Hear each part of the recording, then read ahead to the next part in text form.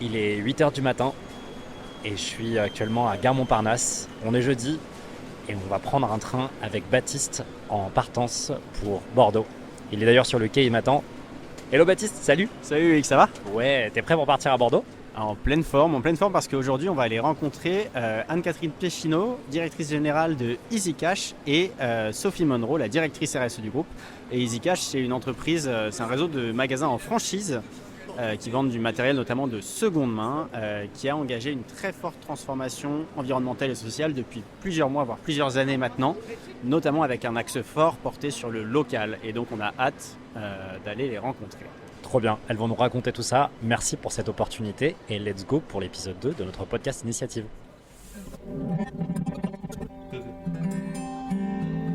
Initiative. Un podcast imaginé et produit par Laka et Pixelis qui vous embarque à la rencontre des leaders RSE.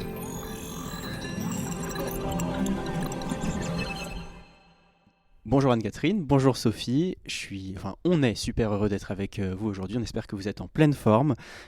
Avant de se lancer dans le vif du sujet et de parcourir toutes les questions qu'on a pu préparer et qu'on a hâte de vous poser, est-ce que vous pourriez nous présenter rapidement EasyCash en quelques mots et également vous présenter individuellement ? Oui, avec plaisir. EasyCash, c'est le réseau leader en France d'achat-revente de produits de seconde main. C'est un réseau qui existe depuis presque 25 ans, avec 162 magasins physiques en France. Et on achète et on revend en circuit court des produits dans plusieurs familles, donc la téléphonie, le gaming, les fameux jeux, l'informatique, le luxe et les produits culturels. Et moi, je suis Anne-Catherine Péchineau et je dirige EasyCash depuis maintenant presque 2 ans. Merci Anne-Catherine, on passe la parole du coup à Sophie qui t'accompagne pour cette interview. Sophie, qui es-tu ? Alors bonjour à tous les deux. Donc je suis Sophie, je suis directrice RSE du groupe EasyCash depuis maintenant 3 ans. Et avant cela, j'étais dans l'aéronautique, donc rien à voir avec le secteur du commerce durable, en tant que directrice HSE et RSE. Merci pour cette petite introduction. Vous êtes là depuis 2 et 3 ans, mais EasyCash, c'est une histoire plus longue, on va dire. Ça existe depuis 25 ans maintenant. L'entreprise, cependant, a engagé une transformation très forte sur les sujets environnementaux et sociaux depuis quelques années, notamment par votre action. Est-ce que vous pouvez nous dire un peu d'où est venu le déclic et comment ça s'est passé ? Oui, alors effectivement, en 2021, chez EasyCash, il y a eu un déclic, une prise de conscience d'intégrer les fonctions RSE au sein de l'organisation. Et donc, pour cela, ils ont décidé de recruter un responsable RSE, qui était moi-même, du coup, en août 2021, pardon. Et c'est là que l'histoire a commencé. En 2022, on a eu à cœur d'acculturer le réseau de franchisés et de magasins pour justement faire comprendre et prendre conscience des problématiques sociétales et environnementales au sein des franchisés et auprès des franchisés et des directeurs. En 2023, donc Anne-Catherine Péchineau est arrivée chez nous en tant que directrice générale et c'est là qu'on a décidé de lancer le projet de raison d'être de l'entreprise qui était pour nous une véritable boussole pour guider les prochaines années. Accompagné de la raison d'être, on a travaillé sur nos valeurs d'entreprise qu'on a dévoilées en fin d'année 2023. Et on a aussi rejoint un collectif Génération Responsable où on a décidé de se faire labelliser enseigne responsable pour justement prouver l'engagement d'EasyCash via ce label-là. Et fin d'année 2023, on a décidé avec Anne-Catherine de rejoindre le parcours de la Convention des entreprises pour le climat de Nouvelle-Aquitaine et Anne-Catherine va vous en dire plus. Oui, pour compléter ce que dit Sophie, en réalité, EasyCash a pendant longtemps été un peu le monsieur Jourdain d'une économie plus responsable. Donc, faisait plein de choses bien, mais sans vraiment le prouver et sans vraiment le mettre en valeur et sans aller jusqu'au bout. Et c'est vrai que lorsque j'ai rejoint EasyCash avec Sophie, on a eu vraiment la volonté d'accélérer. Donc, c'est passé par la raison d'être, par pas mal de choses pour pouvoir prouver ce que l'on faisait et puis pouvoir mettre les choses en mots et en récits. Et puis, on a eu la chance de rejoindre la CEC. Alors, la CEC, c'est un parcours pour des chefs d'entreprise, un peu comme à l'image de la Convention citoyenne pour le climat. C'est-à-dire qu'on vous met Vous avez la possibilité d'avoir beaucoup de savoir et de réfléchir à votre business model. Donc, une CEC, c'est beaucoup de hauts et des bas. Donc, en général, c'est la théorie du U. Donc, vous êtes connecté à beaucoup de savoir. Vous êtes connecté également à vos propres sentiments par rapport à l'état du monde et vous réfléchissez en collectif avec d'autres chefs d'entreprise sur comment adapter vos business models. Et donc nous, on y allait avec Sophie en se disant qu'on avait déjà bien travaillé, donc on était assez confiante, on s'est dit que ça allait être facile et on s'est pris une sacrée claque. Ça nous a convaincus qu'il fallait qu'on accélère et qu'on aille un petit peu plus loin que ce que l'on avait fait auparavant. Et c'est ce qui a amené notre feuille de route, une feuille de route ambitieuse avec des pivots, la décision de renoncer à un certain nombre de choses notamment. Alors justement, on connaît bien la CEC chez Pixelis puisque on a fait partie des 150 premières entreprises à la faire, donc on sait à quel point c'est difficile quand on fait ce parcours-là. On se prend, comme tu le dis, beaucoup de claques, on s'éveille sur beaucoup de choses, et quand on revient dans ces entreprises, c'est là que tout l'enjeu commence ou continue. Comment est-ce qu'on fait pour insuffler, quand on est un binôme comme vous et qu'on vit ce genre d'aventure après au sein de son groupe et auprès de ses franchisés?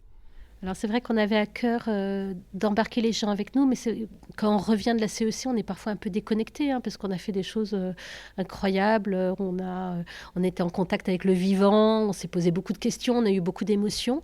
Et ça a été Petite question, Anne-Catherine, c'est un parcours de combien de temps? C'est un parcours de 9 mois, finalement c'est une gestation, c'est comme avoir un bébé, je trouve que le parallèle est assez vrai, parce qu'on accouche de quelque chose, et nous ça a duré, c'est notre bébé à Sophie et à moi.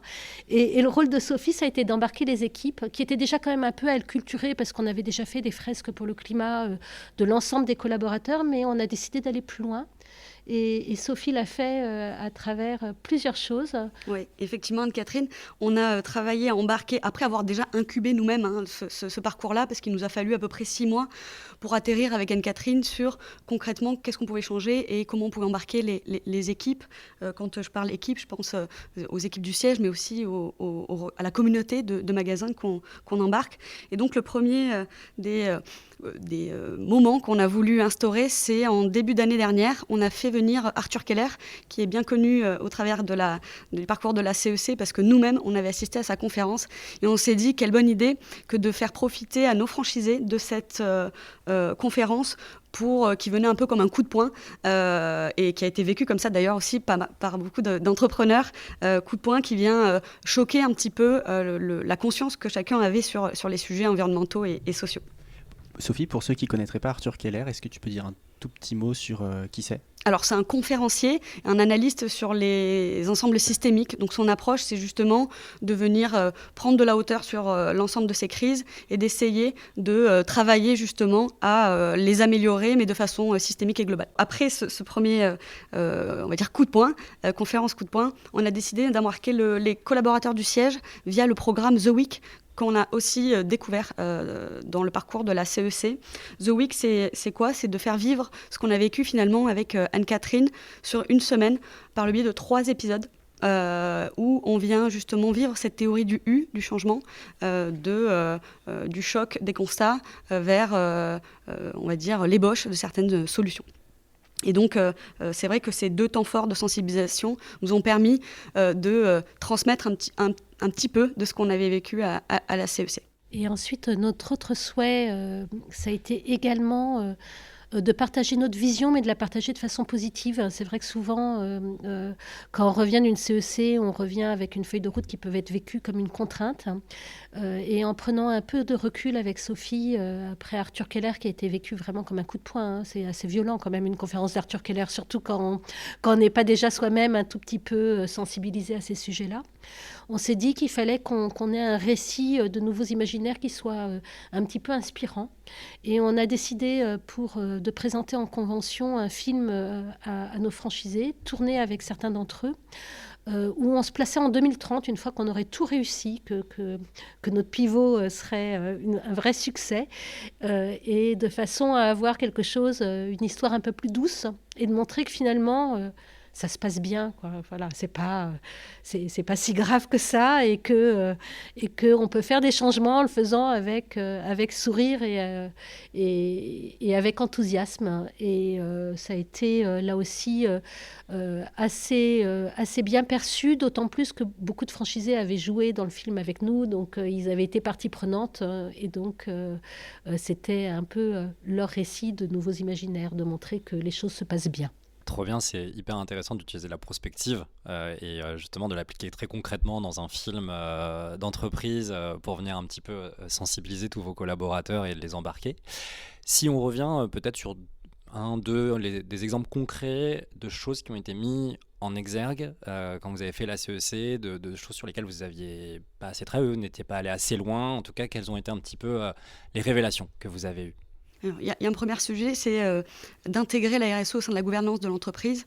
On l'a fait à 2 titres, en intégrant mon poste au sein du comité de direction, mais aussi en devenant société à mission, où ça nous a permis d'intégrer notre raison d'être à nos statuts et d'amorcer cette réelle transformation. On a aussi identifié plusieurs leviers pour travailler notre feuille de route. Le premier d'entre eux, c'est l'impact du neuf dans nos magasins. Donc, pour ceux qui ne le sauraient pas, mais chez nous, on a essentiellement des produits de seconde main. On a quand même des produits neufs, comme par exemple le plaqué-or, pour justement élargir la gamme qu'on propose à nos consommateurs, mais aussi des souris, des manettes qui viennent justement donner une nouvelle vie aux consoles de jeux, par exemple.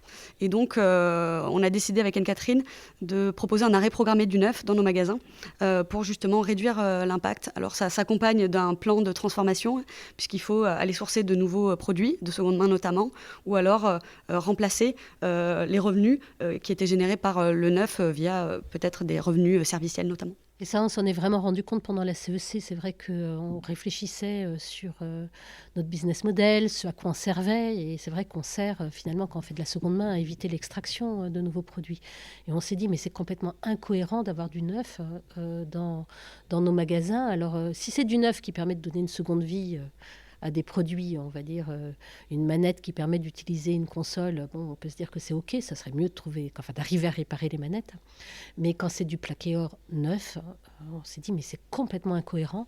Et par exemple, dans nos 27 magasins intégrés, puisque nous avons des magasins intégrés, on a décidé qu'en 2025, on ne ferait plus une seule commande de plaqué-or neuf et que désormais, on n'en aurait plus dans nos vitrines. Donc ça a été décidé en 2024 ? Oui. Donc c'est un changement radical et changement hyper radical, brusque. oui. Et on a certains franchisés qui ont complètement arrêté. Après, certains vont mettre un peu plus de temps parce que le poids va être différent. Mais on est déjà sur une baisse de 15%. J'ai une question. Le neuf représente combien de pourcents du chiffre d'affaires du Alors groupe nous, on en raisonne 2020 souvent en marge parce que tu sais, dans la seconde main, on a le droit de vendre à perte. Alors on essaie de pas trop le faire parce que sinon on gagne pas beaucoup notre vie. Et donc ça représente 1 million d'euros de marge à l'échelle du réseau. Ensuite, l'autre renoncement que l'on a fait, moi, ça c'est un renoncement qui a été compliqué pour moi parce qu'en tant que chef d'entreprise, on n'est pas câblé comme ça, c'est le renoncement au volume. C'est de me rendre compte que la course au volume, elle était plus possible et que grossir, c'était pas grandir.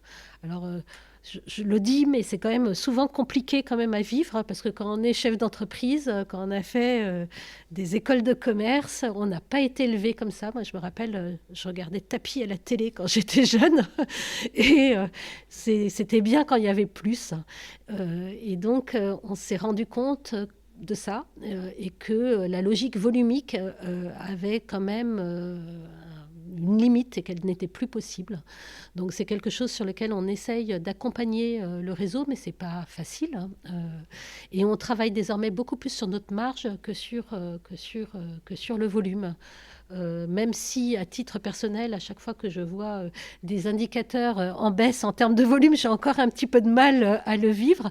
C'est quelque chose sur lequel je suis en convalescence, mais qui fait partie de nos objectifs, parce qu'on sait qu'ils ne sont pas... que c'est plus possible d'être sur une course au volume infini. À titre d'exemple, on a d'abord questionné nos consommateurs fin d'année dernière, justement pour connaître leur acte d'achat. Est-ce qu'ils venaient en remplacement du neuf ? Est-ce qu'ils venaient en remplacement d'un produit d'occasion, mais avec une fréquence peut-être plus faible du fait d'un produit de seconde main ou du prix, et venir mesurer finalement cet effet rebond de surconsommation lié à la seconde main. Et c'est un vrai enjeu pour nous d'aller connaître cette donnée-là et cette valeur-là pour les années à venir, pour maîtriser cette fameuse course au volume. Oui, et peut-être qu'on va s'apercevoir que sur certaines familles de produits, on a des effets rebonds beaucoup plus importants et qu'il faudra faire plus d'évangélisation des consommateurs, ce que l'on ne fait pas forcément actuellement. Et bravo pour ça, puisque c'est un point très important quand on fait la CEC, effectivement, puisque on vient beaucoup s'inspirer des principes du vivant. Et que, voilà, ne pas surproduire, ne pas avoir ce mindset volumique qui est quelque chose de très, très, très implanté et enchâssé dans les entreprises. Bravo, parce que c'est pas évident et je pense que ça ouvre une porte à une réflexion philosophique assez large sur ce sujet. Moi, j'ai une question un petit peu naïve et peut-être rigolote, mais en fait, quand on s'appelle EasyCash et qu'on fait de la seconde main depuis très longtemps et que du coup, en fait, on a dans son ADN une démarche RSE, comment est-ce qu'on passe d'une perception aussi bien en interne qu'en externe de c'est bien de vendre de la seconde main parce que ça permet de faire gagner de l'argent, de c'est bien de vendre de la seconde main parce que c'est bon pour la planète?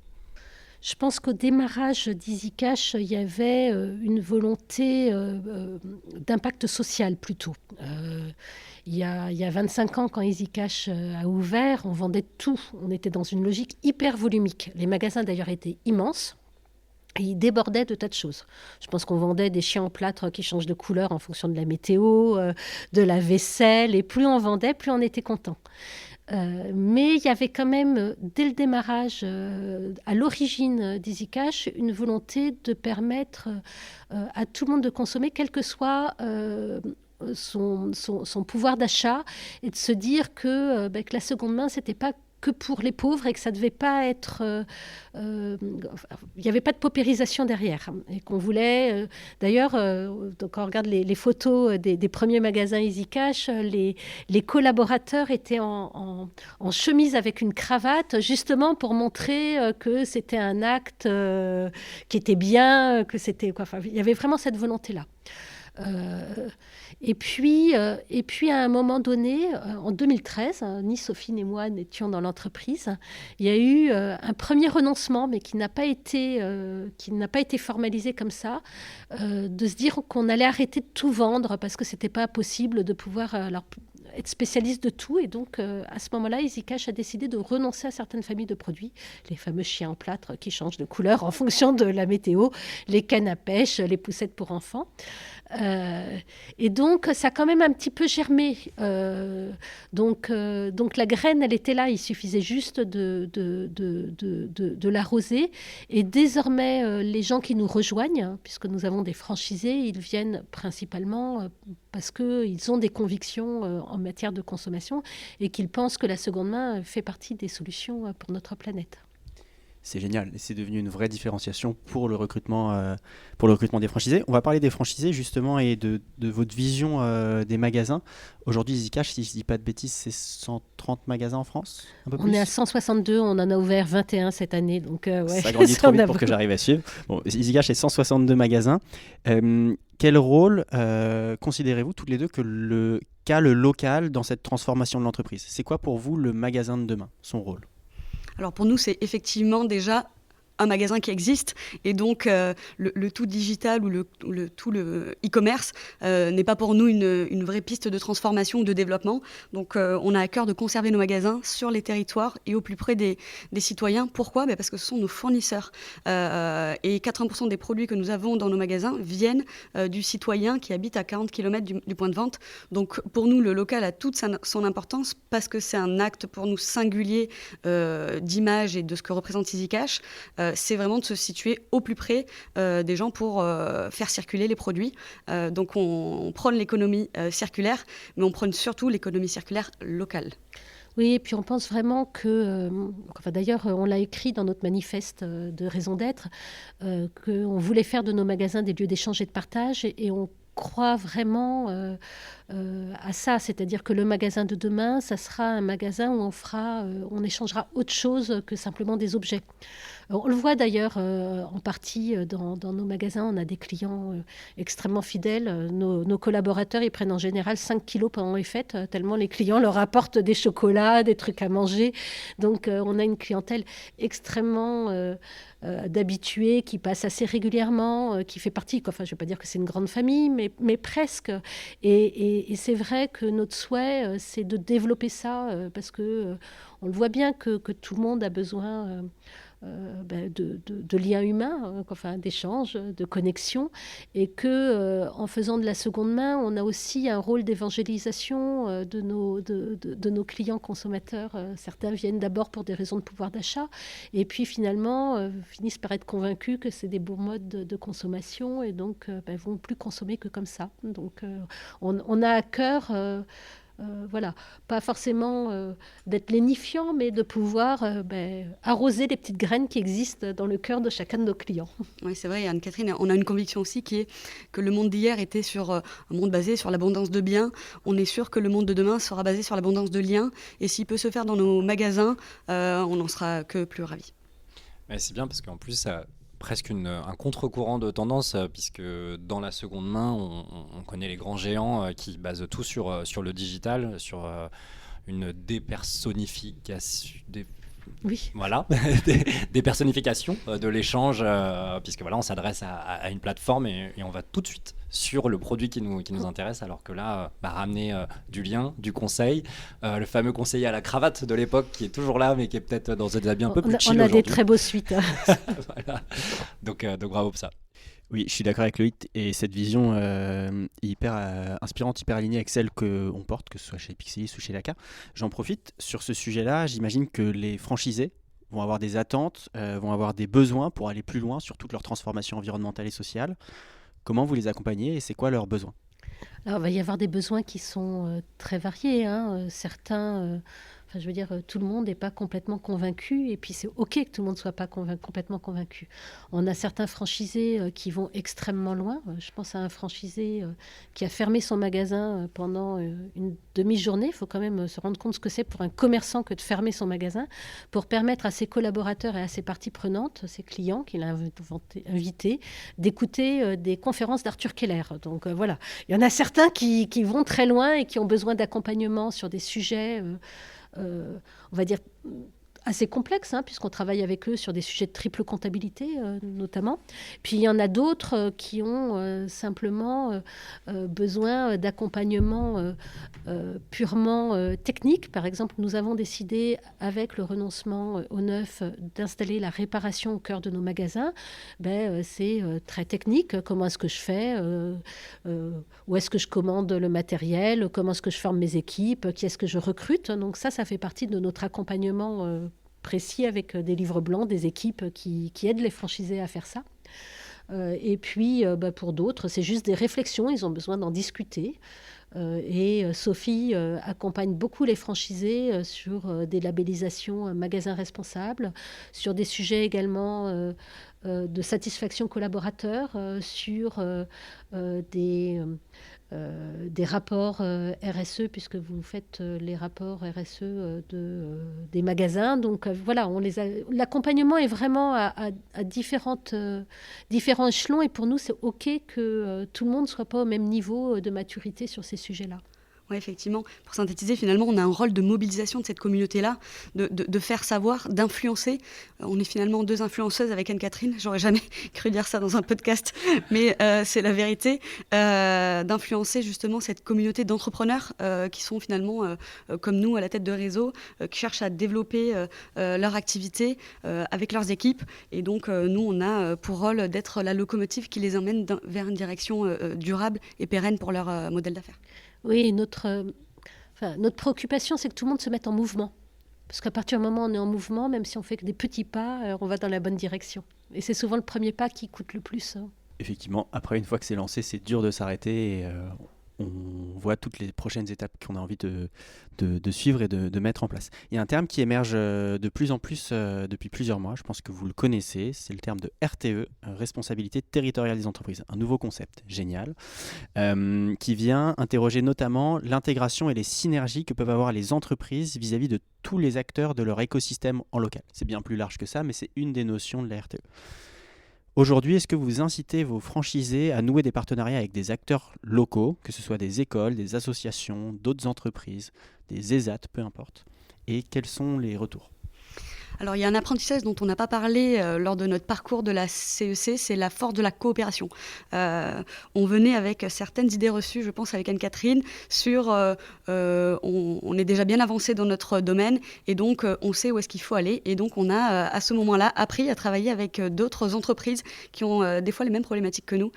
Et donc ça nous a permis nous aussi de nous ouvrir à d'autres entreprises. Je pense notamment à Cultura avec qui on a pu nouer des liens d'échange et de proximité à la suite de la COC, mais aussi Decathlon sur la partie sport d'eau. Et donc du coup, pour nous, le vrai sujet de la RTE, c'est la coopération et comment on embarque nos magasins à échanger avec des acteurs territoriaux. Alors, on pense souvent que c'est des partenariats non commerciaux qui sont intéressants et valorisants dans la partie RSE. Moi, je pense l'inverse. Je pense que c'est surtout les partenariats commerciaux et qui s'inscrivent dans la chaîne de valeur de l'entreprise qui sont intéressants à valoriser. Je pense notamment à des réparateurs locaux de smartphones quand la réparation n'est pas internalisée pour nos magasins, mais aussi des joailliers qui viennent réparer ou sublimer des montres ou des bijoux qu'on a reçus en magasin ou des partenariats avec des écoles aussi. C'est des choses qui ont pour nous plus d'importance finalement que des partenariats associatifs. Ça ne veut pas dire qu'on n'en mène pas aussi. On propose à nos magasins de s'adosser à une association et de la soutenir toute une année.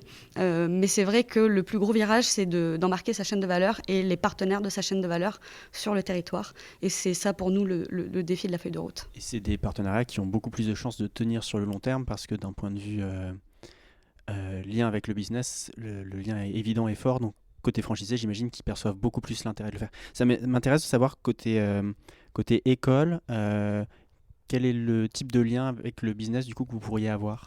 Alors, on fait beaucoup de partenariats avec les écoles, d'abord parce que nous, notre rôle, c'est de faire naître des entrepreneurs. Donc, on a à cœur de valoriser l'entrepreneuriat dans les écoles, donc à travers 1001 entrepreneurs, mais également, par exemple, en région bordelaise, on intervient beaucoup dans les écoles.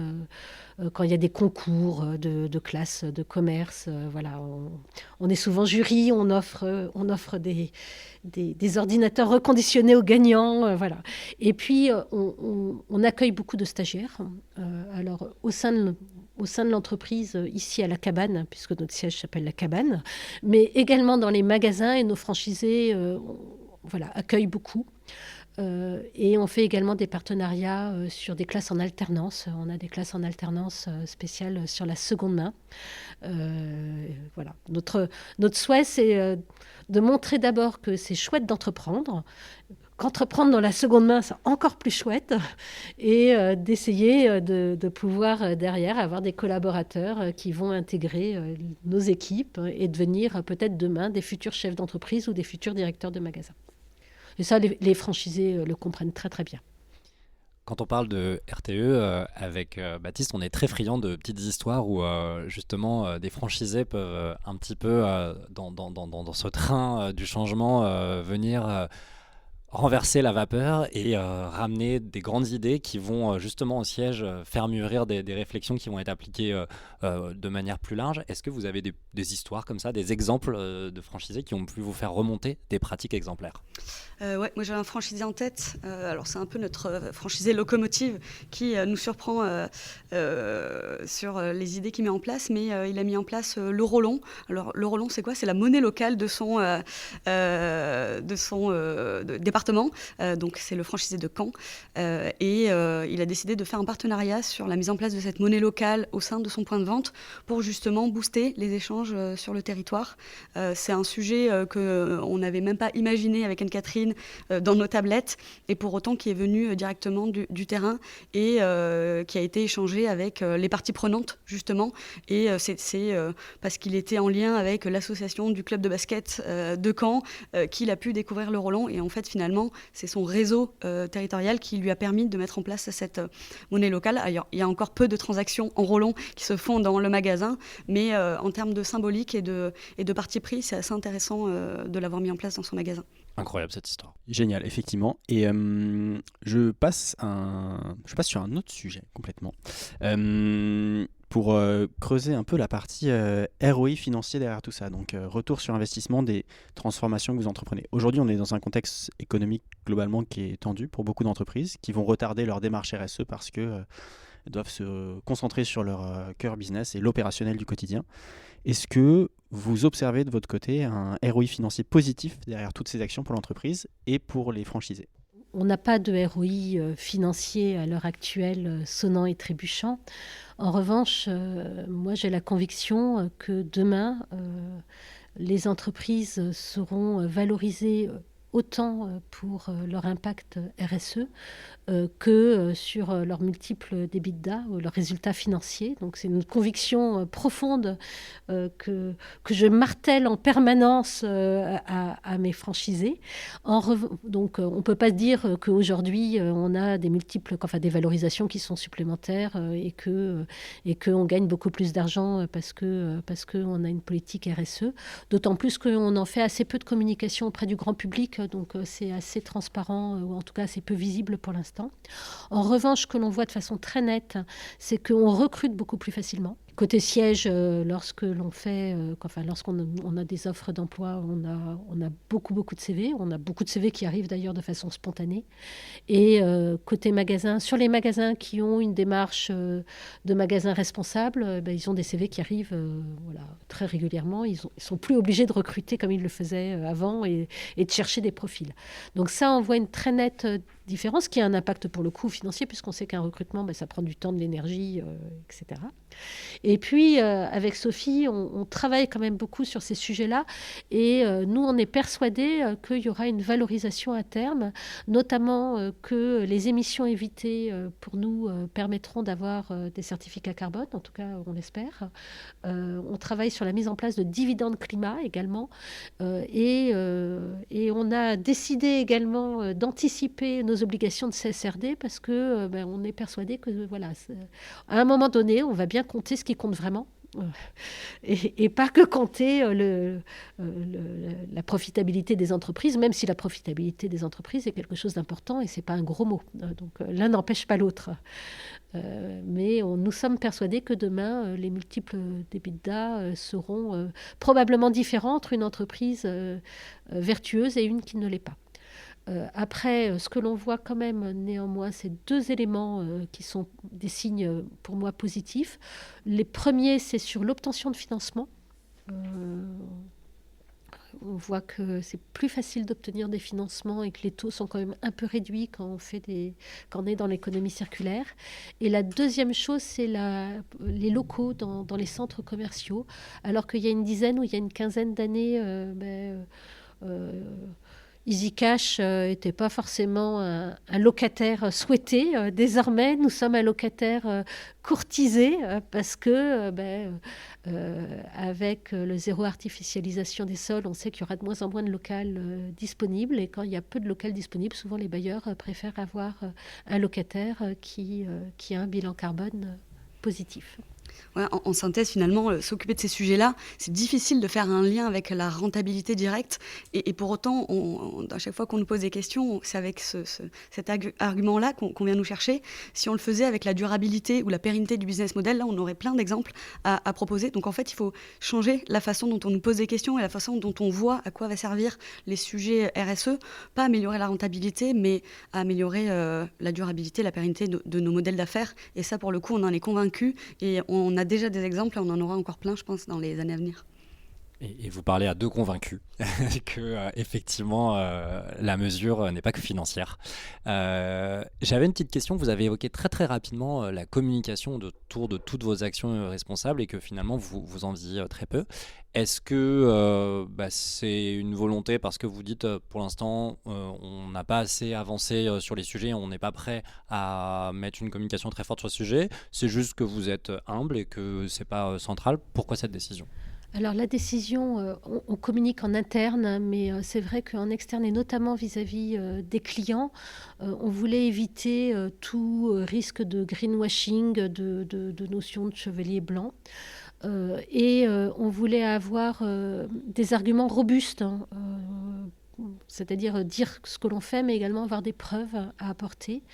Et notamment, il nous semblait extrêmement important d'avoir des éléments sur l'effet rebond de la seconde main. Ça nous paraissait compliqué de communiquer, de dire qu'on était les meilleurs de la planète sans avoir mesuré cet effet rebond de la seconde main qui est quand même souvent quelque chose que l'on reproche aux acteurs de la seconde main. Donc là, on a désormais récolté beaucoup d'informations que Sophie et ses équipes sont en train d'étudier. Je pense qu'on y verra quand même beaucoup plus clair à la fin du premier trimestre et on décidera à ce moment-là ce qu'on décide de communiquer, mais je pense qu'on communiquera plutôt... l'idée, c'est pas de faire des campagnes de pub en disant qu'on est les plus beaux, c'est plutôt peut-être d'apporter des éléments de preuve sur ce que l'on fait et des éléments concrets. Oui, finalement au travers de livres blancs peut-être, ou de publications qui peuvent justement inspirer, parce qu'on est sûr aussi, et c'est un autre apprentissage de la CEC, de notre capacité à influencer. On l'a vu dans notre camp de base de la Convention des entreprises pour le climat, mais la force des récits inspirants est hyper intéressante à aller justement partager, et on a à cœur de le partager auprès d'autres entrepreneurs qui souhaitent s'engager dans cette voie-là. Donc nos communications seront certainement plus dirigées vers des entrepreneurs et ça fait largement écho aussi à notre raison d'être. Oui, ça en revanche, on l'a déjà commencé à le faire. C'est-à-dire qu'à chaque fois qu'on nous invite pour parler de seconde main, de sursaut, de changement de business model, on le fait bien volontiers et on a un des collaborateurs qui est membre du CODIR qui passe une grande partie de son temps à intervenir sur des conférences, mais également auprès de CODIR pour expliquer que oui, on peut faire de la seconde main et être rentable, parce que c'est souvent, on voit bien que les acteurs du neuf hésitent à se lancer dans ce marché en se disant il n'y a pas de rentabilité, ça ne va pas fonctionner, c'est trop compliqué. Voilà. Et on espère, à travers les récits qu'on va pouvoir faire et notre exemple, pouvoir convaincre des gens de faire transition vers une consommation plus durable. Bravo pour ça, puisque la communication externe, en tout cas dans votre secteur, d'autres acteurs n'hésitent pas à mettre ça en avant 100% en disant acheter du seconde main, c'est durable. Donc bravo de prendre le temps d'apporter un vrai discours de preuve avant d'avoir ce discours-là. Mais merci en tout cas pour tous ces partages. On voit un petit peu tout l'historique, on voit l'engagement sociétal, l'engagement environnemental. On voit que là, vous opérez un tournant, une accélération. Et il faudra peut-être qu'on trouve un jingle pour ce moment un petit peu clé de notre podcast, mais il faut qu'on parle un petit peu aussi des échecs. Et quels sont là les échecs aujourd'hui ou les points de résistance sur cette transformation que vous identifiez ? Je pense que l'échec qu'on a eu, c'est qu'on a voulu trop bien faire. Quand on est sorti de la CEC avec Sophie, on était hyper enthousiastes. Et on se disait, on était partis tels des chevaliers blancs, on voulait convaincre tout le monde qu'on avait raison, qu'il fallait faire transition, qu'il fallait changer. Et un peu le syndrome du bon élève. Et on en a trop fait. En faisant trop, d'abord... on n'a pas embarqué les gens, puis on a créé des résistances quasiment.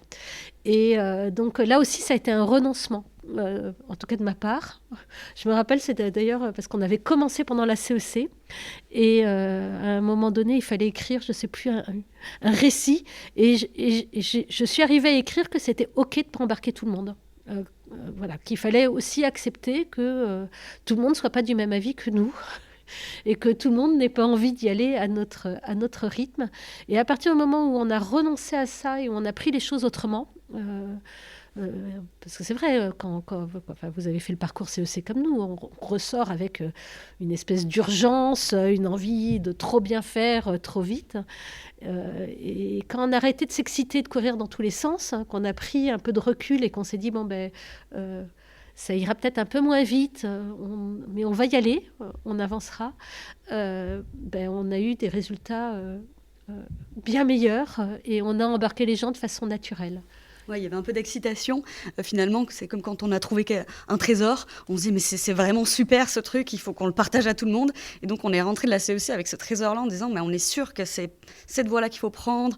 Et trop excités. On y est allé sans préparer le terrain et on s'est fait recevoir en se disant mais il leur est arrivé quoi dans ce parcours-là et donc finalement ça nous a permis de nous redescendre un petit peu et de comprendre aussi que si on en était arrivé là, c'est qu'on avait fait un chemin de 9 mois alimenté quand même sur la partie émotionnelle mais aussi sur la partie des savoirs, et ces savoirs-là on les avait pas transmis, et donc du coup arriver au même constat que nous sans avoir transmis les savoirs, c'était un peu utopique, mais nous on était tellement persuadés que c'était la bonne idée que c'était voilà, que coûte il fallait qu'ils nous suivent et qu'ils nous fassent confiance les yeux fermés. Et il faut pas oublier qu'on a affaire à des entrepreneurs qui ont beaucoup investi de leur temps mais aussi financièrement, et il faut les préserver, les amener avec nous, et donc ça nous a permis aussi d'accepter le temps long. Alors Anne-Catherine n'aime pas trop le temps long, mais ça nous a permis de l'accepter à sa juste valeur finalement, et de se dire qu'il faut 1 ou 2 années pour que dans la tête des gens il se passe des choses. Ça ne veut pas dire qu'il va se passer des choses immédiates, mais c'est vrai que quand on est confronté à l'urgence de faire, c'est difficile d'attendre. Eh ben, merci pour cette transparence et cette honnêteté, et on prend bien le conseil. Justement, conseil plus large, et vous me faites une transition rêvée pour arriver à cette presque dernière question et presque conclusion de notre podcast. Quel conseil vous donneriez aux personnes, aux entreprises qui veulent enclencher une transformation aussi forte que celle que vous nous décrivez aujourd'hui? 2 conseils. Le premier conseil, c'est s'il y a une CEC dans votre région ou dans votre domaine, y aller. Je rappelle que ce podcast n'est pas sponsorisé par la Non, CEC, mais mais on les aime beaucoup. Mais c'est une vraie aide. En tout cas, c'est une accélération, une prise de conscience, et c'est un parcours qui donne tellement de savoir que c'est dommage de s'en priver. Ensuite, le second conseil, c'est qu'il n'y a que le premier pas qui coûte. Moi, je fais de la montagne et de l'alpinisme. Hein. Souvent, quand on est face à un précipice qu'on doit enjamber, on regarde le vide et on se dit que c'est compliqué. Dès qu'on a fait le premier pas et dès qu'on est en mouvement, ça va bien mieux. Donc le conseil que je pourrais donner, c'est de se mettre en mouvement, de faire des choses. On n'est pas obligé de faire... on peut faire des petites choses pour commencer, mais si tout le monde se met en mouvement, on a plus de chances d'y arriver collectivement. Donc c'est ce que je conseillerais, c'est de pas avoir de statu quo, de pas se dire, mes budgets sont trop serrés, je fais plus de RSE du tout. À la limite, il vaut mieux en faire un tout petit peu et de faire des petites choses petit à petit. Bon, c'est mieux si on fait des grandes choses. Moi, je ne suis pas très patiente et je suis exigeante, mais ne pas rester immobile. Le pire, c'est d'être immobile. Sophie aura probablement d'autres conseils que moi parce qu'elle est toujours plus sage et moins excitée. Moi, le premier conseil, c'est de travailler sa raison d'être. Je pense que ça a été un vrai socle solide pour nous, pour travailler notre feuille de route à la suite de la société à mission, du parcours CEC. Ça nous a vraiment permis de nous inscrire et de travailler notre boussole à horizon 2025-2030.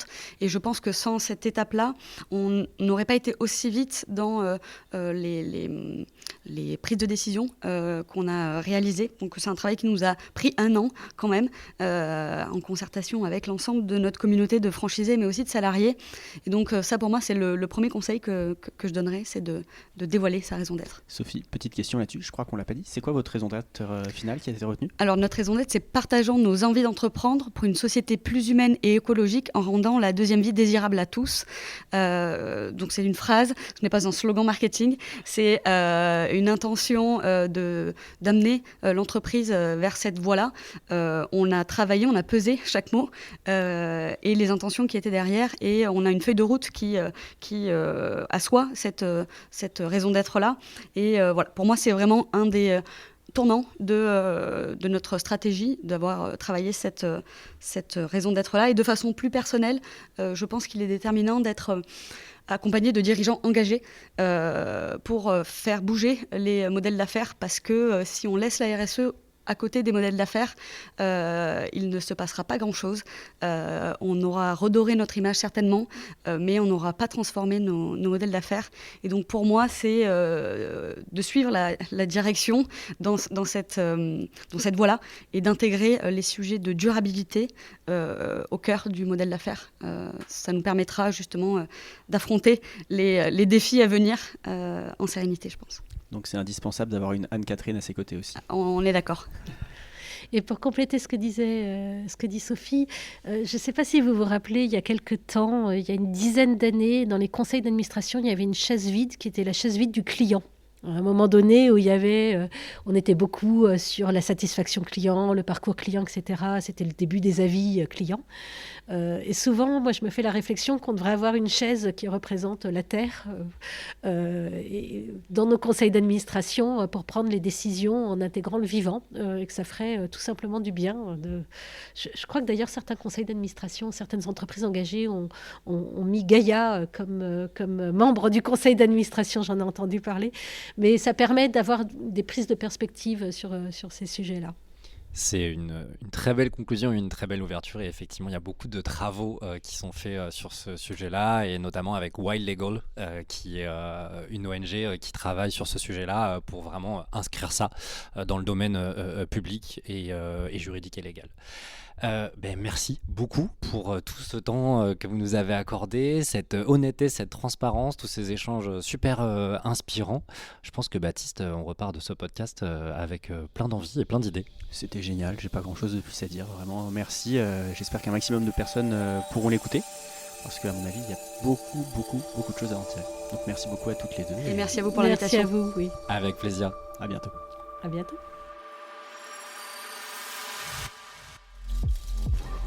Initiative. Un podcast imaginé et produit par Laka et Pixelis qui vous embarque à la rencontre des leaders RSE.